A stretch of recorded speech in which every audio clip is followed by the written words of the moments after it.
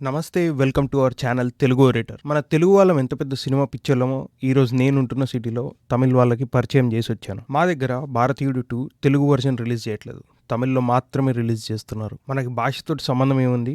నాకు one of the favourite director Shankar గారి డైరెక్షన్లో మనందరి ఫేవరెట్ కమల్ హాసన్ గారు ఇంత పెద్ద స్టార్ క్యాష్తో వస్తున్న సినిమా కదా అని $22 పెట్టి మరీ తమిళ్లో ఈ సినిమా చూసి వచ్చాను. నాకు చిన్నప్పటి నుండి శంకర్ గారి సినిమాలు అంటే ఏదో తెలియని ఒక ఎలిమెంట్తో మనల్ని సర్ప్రైజ్ చేసి చూసినంతసేపు మనల్ని ఎంటర్టైన్ చేస్తారనేది బాగా గుర్తుంది. For example అపరిచితుడిలో Garuda Puranam, okay ఒక్కడిలో one day CM లాంటి ఎలిమెంట్స్. కానీ అవన్నీ భారతీయుడు 2 చూసే వరకే. నాకెందుకు ఈ సినిమా శంకర్ గారు తీయకుండా వాళ్ళ అసిస్టెంట్స్తో తీయించాడేమో అనిపిస్తుంది. బోరింగ్ స్క్రీన్ ప్లే, సాగదీసే యాక్షన్ సీక్వెన్స్. ఈ సినిమాలో అన్ని నెగటివ్స్ అయినా పాజిటివ్స్ ఏం లేవా అంటే ఉన్నాయి. అవి తెలుసుకునే ముందు ఛానల్ని ఫస్ట్ టైం చేసేవాళ్ళు ఈ వీడియోకి ఒక లైక్ చేసి ఛానల్ని సబ్స్క్రైబ్ చేసుకోండి. ఇంకా ఫుల్ రివ్యూలోకి వెళ్తే సినిమా స్టార్ట్ అవ్వడమే కొన్ని హార్ట్ టచింగ్ సీన్స్తో స్టార్ట్ చేసి సిద్ధార్థ్ అండ్ గ్యాంగ్ చేసే పనిని ఇంట్రొడ్యూస్ చేస్తారు. అండ్ వాళ్ళకి జరుగుతున్న అన్యాయాలను చూసి ఇండియన్ అంటే సేనాపతి వస్తేనే కరెక్ట్ అని భావించి కమ్బ్యాక్ ఇండియన్ అనే మూమెంట్ స్టార్ట్ చేస్తారు. ఇక్కడి వరకు సినిమా బాగానే ఉంటుంది. కమల్ హాసన్ గారి ఎంట్రీ దగ్గర నుంచి మొదలు పెడితే దెబ్బ మీద దెబ్బ.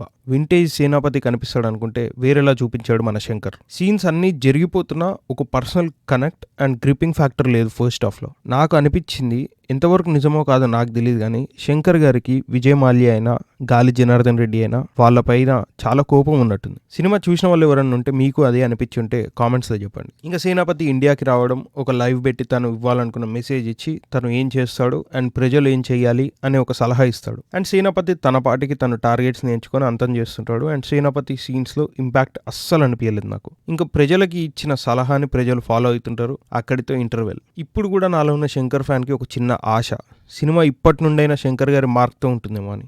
బట్ అలా జరగలేదు. బోరింగ్ స్క్రీన్ ప్లేతో స్టార్ట్ అయ్యే సెకండ్ హాఫ్ సిద్ధార్థ్కి మంచి స్కోప్ ఇచ్చారు. ఈ సెకండ్ హాఫ్లో ప్రీ క్లైమాక్స్లో వచ్చే ఒక చేస్ సీక్వెన్స్, ఒక తలనొప్పి సీక్వెన్స్, మధ్యలో ఒక యాక్షన్ ఎపిసోడ్. ఇక్కడ ఒక వింత జరిగింది. ఉన్నట్టుండి కమల్ హాసన్ గారికి 6 ప్యాక్ వచ్చింది. ఇది ఎలా వచ్చిందని నాకు మాత్రం తెలియదు. సినిమా చూసిన మీలో ఎవరికైనా అర్థమై ఉంటే ప్లీజ్ నాకు కామెంట్స్లో చెప్పండి.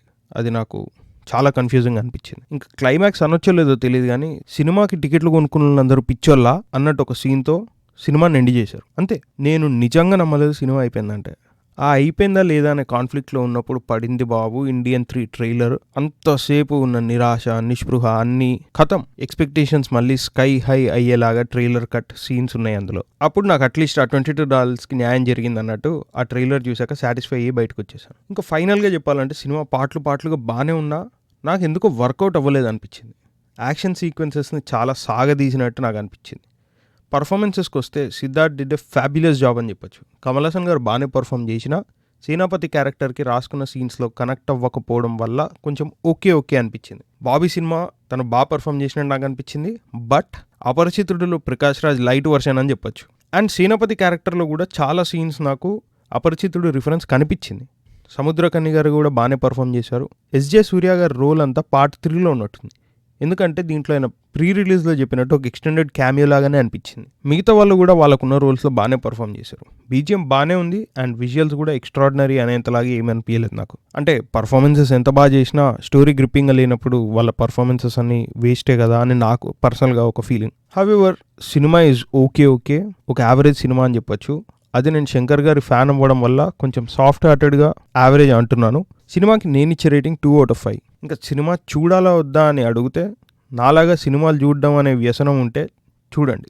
బట్ అంతకు మించి సినిమాలు చూడడానికి ఏం లేదు. ఎందుకంటే ఆ ఇండియన్ 3 ట్రైలర్ కోసం సినిమాకి వెళ్ళమని నేను చెప్పలేను. ఫైనల్గా నా పాత వీడియోలకి సపోర్ట్ చేసినందుకు ప్రతి ఒక్కరికి పేరున థ్యాంక్ యూ. మీ రెస్పాన్స్ చూసి నేను నిజంగా షాక్ అయ్యాను. ఎవరైనా ఇంకా ఛానల్ని సబ్స్క్రైబ్ చేసుకోకపోతే వెంటనే సబ్స్క్రైబ్ చేసుకోండి. Until then, signing off, మీ తెలుగు ఓరేటర్.